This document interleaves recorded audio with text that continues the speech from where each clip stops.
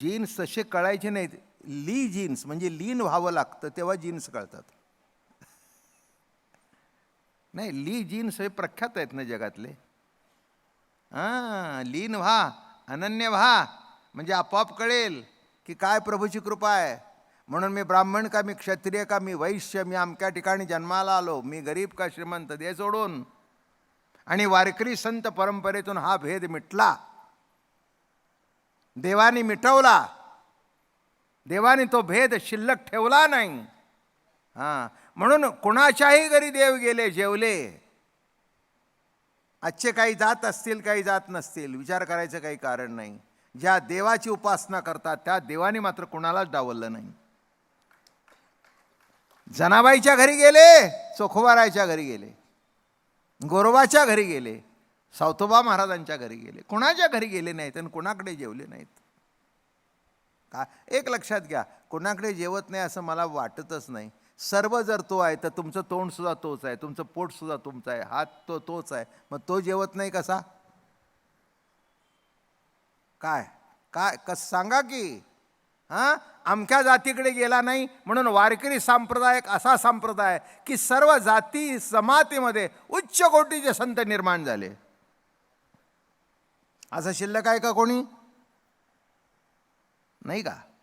दलित समाजाचा विचार केला तर चोखोबाराया झालेच ना. खाटीक समाजाचा विचार केला तर सजन कसाई झालाच ना. झाला की काय. त्याचा व्यवसाय कर्म निराळं होतं, पण त्या कर्मामध्ये तो प्रभूला बघत होता म्हणून त्याचं कर्मसुद्धा त्याला बाधक आलं नाही. त्याचं माहिती आहे का, थोडक्यात सांगतो. ते एक शाळीग्राम तोंडात ठेवत असे आणि कोणीतरी यायचं, त्याची उपासना योग्य चालू होती भगवत भक्तीची, आणि कुणी सांगितलं 1 शेर दे की तो शाळीग्राम टाकायचा, 2 शेर दे शाळीग्राम टाकायचा, दोघा चौघांनी दुसरे 4 किलो दे तो शाळीग्राम. ते म्हणले काय होईल लफडं, प्रत्येकाला एकच माप. तुम्ही म्हणले कर्माकडून वस्तू तुलता, आम्ही ज्ञानाकडून तुलतो. ज्या ज्ञानात अनेक कल्पना येतात ते ज्ञान तेच असतं ना. कर्मात बदल होतो, नाही का कळलं काय. तुम्ही खालच्या मापाकडे, तुम्ही हे माप बघितलंय का कधी नीट? तो असा धरतो बघा, बरोबर आहे ना. तुम्ही असं बघता खाली, काय खाली बघू नका, वर बघावं त्या काट्याकडे. इकडे झुकतंय का इकडे झुकतंय. तो असा हात केला की काटा मारतो.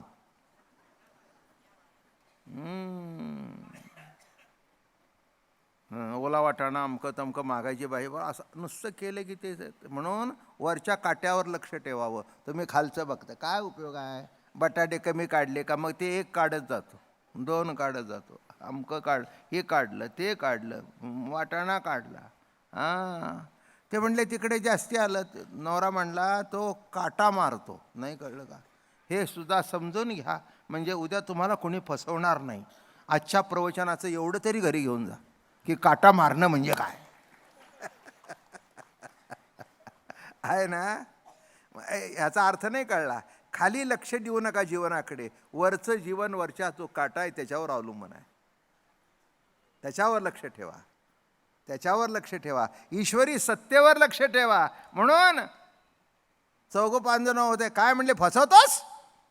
4 किलो मागितलं तरी तेच, 2 किलो मागितलं ते, 1 किलो मागितलं तरी तेच. ते म्हणले इथला माल घ्यायचा आणि दुसऱ्या तागड्यावर वजन करून आणायचा. कमी निघाला तर दुप्पट देतो, आणि थोडंसं वाढलं तर तुम्ही देऊ नका, पुन्हा या. देऊ नका, पुन्हा या.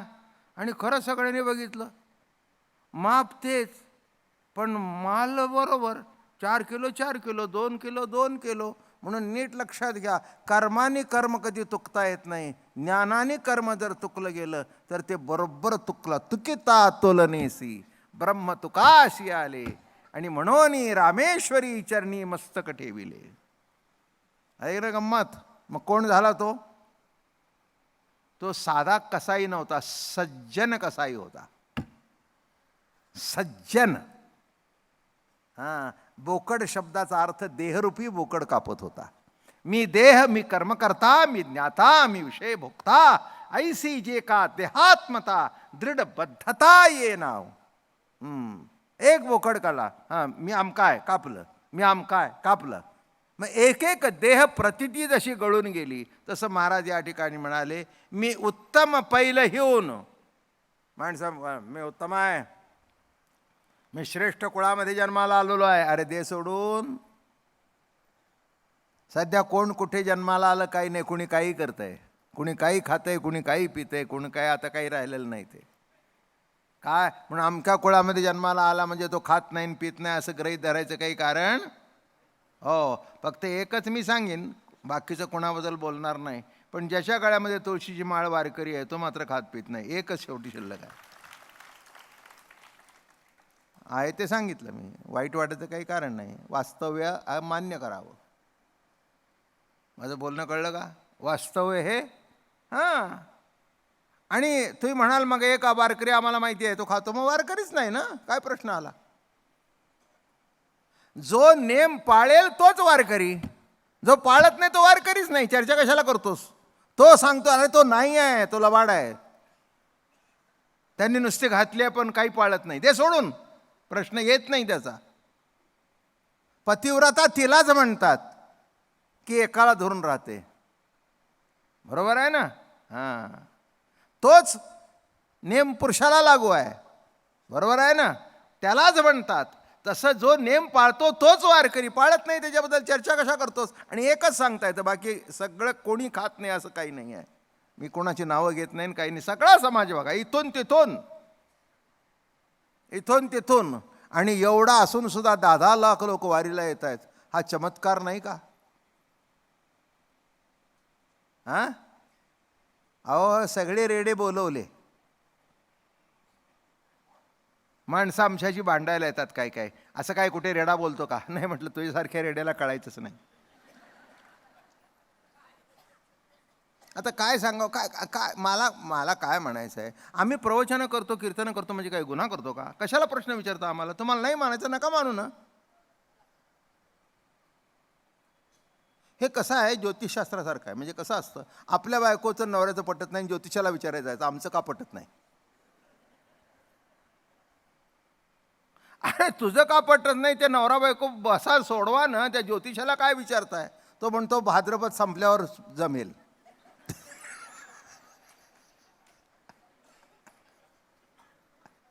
भाद्रपदातली अमावस्या संपली की मग हळूहळू तुमचा संसार. पुढचा भाद्रपद आला, अवघड आहे. हां, म्हणून कोण श्रेष्ठ कोण कनिष्ठ ने भानगडी करू नका. जीवमात्रामध्ये ईश्वरी सत्ता नटलेली आहे, त्या दृष्टिकोनातून बघा. म्हणजे कोणी कमी नाही कोणी जास्ती नाही. इथे सर्व हजारो माणसं, संबंध हॉल भरलाय, नाकानी श्वास घेत आहेत, कानानी नाही. असा आहे का अमक्या समाजाचा माणूस आहे म्हणून नाकानी घेतो, अमक्या समाजाचा आहे म्हणून पायाने घेतो? नाही. काय लिखाण करणाऱ्याने लिहून ठेवलं, अमका अमक्याकडून जन्माला आला, अमका इथून जन्माला आला, काय ठीक आहे, त्याला वाटलं ते लिहिलं. मला म्हणाले इथून ब्राह्मण झाले, इथून क्षत्रिय झाले, इथून वैश्य झाले, पायातून शूद्र झाले. म्हटलं काही का कुठून का होईना, एवढं कशाला वाद करता? हां, शेवटी डोकं पायावर टेकलं जातं ना, कशाला भानगड पाहिजे? कशाला वाद घालता? हां, नाही का, वाद कशाला घालता? हां, डोकं असलं आणि पाय नसलं तर येता येईल का प्रवचनाला? अहो तुमचे पाय किती श्रेष्ठ आहेत, तुमचा सगळा एवढं 80 किलो 90 किलो वजन पेलून तुम्हाला आणतोय प्रवचनाला. तसे कमी आहे तिथे म्हणा. पण आता मला सांगा, एवढा सगळा तुमचा भार पायावरच आहे ना? काय हां, आता वयोमानाप्रमाणे आमचे पाय वीक झाले, इथून येताना मला त्रास होतो. पायाचं महत्त्व आहे, कसं नाही म्हणता. एक तुम्हाला सांगू का, कोणतंही ज्या ज्या वेळेला जे ते नंबर 1 आहे, चालताना पाय नंबर 1 आहेत. प्रवचन करताना डोकं नंबर 1 आहे. बघायचं असेल तर डोळे पाहिजेत, ऐकायचं असेल तर कान पाहिजेत, काम करायचं असेल तर चालून जाता येतं, पण हात उचलत नसेल तर हाताचं महत्त्व आहे. माझं बोलणं कळलं का? हां. काय शेंग बिंग सोलायची असेल तर नखाचं महत्त्व आहे, म्हणून काही काही बायका नखं वाढवतात, काही काही 10च्या 10 वाढवतात, तो भाग निराळा. बोच करायचा असेल कुणाला, असो वाईट अर्थ काढू नका बरं का, तुमची टिंगल करण्याचा माझा हेतू नाही आहे. पण मला आपलं जे वाटलं ते सांगितलं. आलं का लक्षात? हां. मग तो चाळात असतो, कुठेही बसलं तरी तेच करत बसतात. मग असो, जाऊ द्या, कशाला काय, कुणाला नखसुद्धा लावू नये. म्हणजे एवढं सुद्धा बोलताना कोणी दुःखू नये. आता जवळजवळ आजचं हे शेवटचंच प्रवचन म्हणा, उद्या एक कीर्तन आहे, परवा प्रवचन होतं, ती शेवटची 3 दिवस कीर्तन आहे. झालं काय? मग जाता जाता कशाला नख लावू उगीच, नाही का? हां. म्हणता म्हणता महिना होत आला बघा. आता तुम्हालाही कळलं नाही दिवस कसे गेले आणि मलाही कळलं नाही. बरोबर आहे ना? हां. फटाफटा फटाफटा दिवस गेले. आज तारीख 2 आहे. 3, 4, 5, 6, 7ला काला, 5 दिवसात खलास. 8व्या दिवशी मी या वेळेला मुंबईला असेल, दुपारीच. कशाकरता सांगितलं? महिना कसा गेला एक सांगू का? सुखाचे क्षण कसे जातात ते कळतच नाही, असंच आहे. तुम्ही म्हणाल काय सांगता? एक सांगतो म्हणजे लक्षात येईल. सबंध दिवस तुम्ही काम करता, पण संध्याकाळी 6वर लक्ष ठेवून करता ना. घरचं जेवण लवकर करतात. पुरुष लवकर ऑफिसमध्ये सांगतात, निघा साहेब, प्रवचनं चालू आहेत आमची, हां मी उशीर थांबणार नाही, पण वेळेत निघून जाईल, तेवढं आल्यावर दुसऱ्या दिवशी लवकर येईन. पण मग तो इतका काम करतो, चल चहा प्या, नाही वेळ नाही, प्रवचनाच टाईम टू किल. लक्ष झालं का? काय गंमत आहे बघा. एका ठिकाणी लक्ष केंद्रित करून 1 महिना काढला. आणि काय पाहिजे? समाधी म्हणजे तरी आणखीन काय आहे? समाधी म्हणजे तरी कशाला समाधी म्हणता? म्हणून महाराज म्हणतात, कोणाला कमी लेखू नकोस, कोणाला जास्ती. इथला कोण श्रोता श्रेष्ठ आहे आणि कोण कनिष्ठ आहे? कोणीच नाही. जो येतो त्या आवड प्रत्येकाची श्रेष्ठच आहे. जो येतो तो श्रेष्ठ आहे. असं नाही मला म्हणायचं की ज्याला कळतं तो श्रेष्ठ आहे. एक दृष्टांत देतो. एखाद्याला कळतं म्हणून येतो, पण एखाद्याला कळतच नाही. अहो, न कळता सुद्धा येतोय म्हणजे श्रेष्ठच आहे ना. अहो, कळून आलं तर ठीक आहे. काय कळून आलं? वा महाराज ज्ञानेश्वरी सांगतात कळते आलं. याला कळलंच नाही. कळलं नाही तरी येतोय ना. विचार करून बघा की देवानी त्या नारदांनी विचारला होता प्रश्न, कोण भक्त श्रेष्ठ, हा का हा? ते म्हणणे, नीट लक्षात घे, तू मला जाणतोस म्हणून माझ्याकडे येतोयस. त्याला काही कळत नाही तरी माझी पूजा करतोय, तो श्रेष्ठ आहे. त्याला बाकी काही कळलं नाही तरी एकच कळलं की माझी पूजा करावी. मी कळलो नाही पण माझी पूजा करावी, एवढं जरी कळलं तरी खूप झालं. नवऱ्याचा स्वभाव आयुष्यभर कळलं नाही, पण आपल्या आयुष्यामध्ये काही उलटापालट झाले तर हाच धावून येतो, एवढं जरी कळलं नाही तर संसार सुखाचा होईल. काय म्हणून कोण श्रेष्ठ? मी उत्तम पैल होणं, भूती द्वेषा द्वेषे ठेले रे. कोणाचा द्वेष मत्सर करू नकोस. ज्ञानोबारायच्या वाटणीला तो भरपूर आला, भरपूर द्वेष, भरपूर मत्सर. इंद्रायणीला पाणी भरायला जावं मुलांनी तरी त्यांना शिव्या द्यायच्या. पापातून जन्माला आलेली संतती, काय द्वेष, काय देश. धर्म बुडवला, संन्याशी होता, धर्म बुडवला, ग्रस्ताश्रमात आला. ऐकून घेतलं, उत्तर दिलं नाही. पण आता बघा ना, त्यांच्या नावाचीच टिमकी पिटल्याशिवाय जमत नाही, आहे का नाही? ज्या ज्ञानोबारायाला नावं ठेवलं, ज्या विद्वानांनी पैठणला अधिकार नाही सांगितला, त्यांना आता ज्ञानोबारायाच्या नावानेच अधिकार प्राप्त होतोय. काय श्रेष्ठत्व आहे ज्ञानोबारायाचं. माझ्या माऊलीसारखी दुसरं कोण नाही जगात. ज्ञानाबाई माझी अनाथाची माय, ज्ञानाबाई माझी अनाथाची माय, आणि एका जनार्दनी पाय वंदित असे. माझ्यासारखा अडाणी म्हणेल हे सोडून द्या. पण 4 वेद 6 शास्त्र 18 पुराण ज्यांनी अवगत केली नाथ बाबा, भागवतावर टीका काही सोटी आहे का? गीता तरी लहान आहे, डबल भागवत आहे, रामायण लिहिलं बरं का. आणि जेवढे ब्राह्मणामध्ये संस्कार व्हायचे तेवढे त्यांच्यावर झाले आणि यांच्यावर कोणतेच झाले नाहीत, मुंज नाही काही नाही, बरोबर आहे ना. तरी पण म्हणतात ज्ञानाबाई माझी अनाथाची माय, एका जनार्दनी पाय बंदित असे. काय काय कौतुक आहे. कारण का न पाहे याती कुळाचा विचार, भक्त करुणा कर ज्ञानाबाई. इथे तुम्हाला सांगितलं असं नव्हे, ते सुद्धा तसंच जगले. काय म्हटलं मी? हे इथे तुम्हाला अभंगातून सांगितलं असं नव्हे, ते सुद्धा कसं जगले. हां, केले कर भूती द्वेषा द्वेष ठेले, केले नि कर्म उपका निपजे, सुखते दुरी गेले रे. केलेले कर्म उगीच मी केलं म्हणतोस, अहंकार धरतोस, नाही जमायचं, नाही जमायचं. एक तुम्हाला सांगू का कशी माणसं आहेत, कसा द्वेष मत्सर असतो. थोडकाच वेळ आहे. ज्ञानवारायाने जेव्हा तो रेडा बोलवला तेव्हा एक गावातला ब्राह्मण फार सुंदर होता, अंतःकरण खरंच चांगलं होतं. त्याच्या वडिलाचं श्राद्ध होतं. ते म्हणले आमच्या घरी या. त्याला देवच दिसले सगळे, सोपान तो ब्रह्मा, महाविष्णू, शिव, चिद शक्ती मुक्ताई, माझ्या घरी या. आले ना रात्री मुक्कामाला. उद्या वडिलांचं श्राद्ध आहे, तेव्हा तुमच्यासारखे देव आले तर बरं होईल.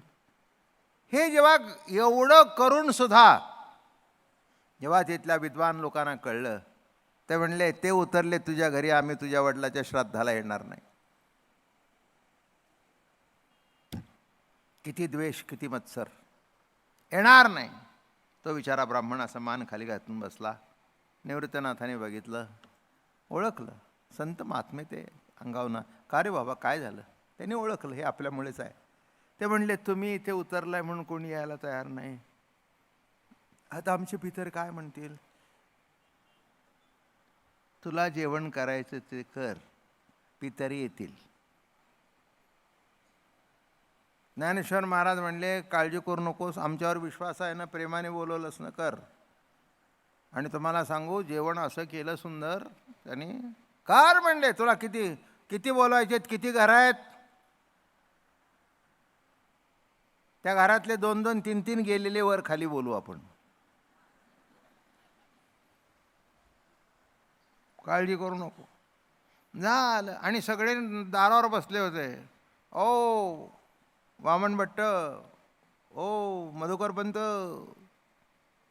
ओ केशव महाराज, लक्ष ठेवा कोणी जात आहे का. तो लेकाचा चिंतामणी लवाड आहे, घुसेल दक्षिणा करता. हा बाय त्याला घुसेल. सगळे दारावर बसून असले होते, दार बंद, कोणीच नाही.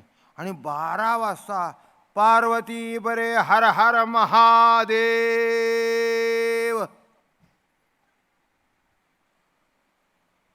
5, 50, 100 माण. अरे कोण रे? अरे तो लबाड आहे, तो गेला असेल. नाही आहे, घरात आहे. सगळे घरात आहे. मग गेलं कोण? जे गेले असेल त्यांच्या आयुष्याचं वाईट